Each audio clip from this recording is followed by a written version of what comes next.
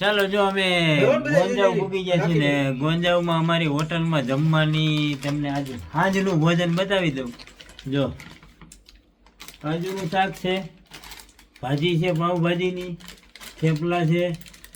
થેપલામાં છે ને જો થેપલામાં હવે વધે એમ છે ને એટલે કોરું મીંડા કાઢવા. ડબરો કેવી રીતે કાઢી ખબર? આ ડબરો સાપી લીધો જો. ગોળ એકદમ. અને જો મહેન્દ્રભાઈ થેપલા, 2 જાતના શાક છે, ચૂરમાના લાડવા છે, ટકા લાડવા છે, ભાખરી છે અને કેરી જો ચાઇનાની. અને આ ભાઈ અમારે બનાવે છે ભૂસું, દેશી ભૂસું, ભૂસું સુરતી ભૂસું.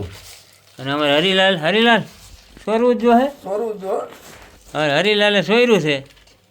તો જો આવી જાવજો, પછી કહેતા નહીં.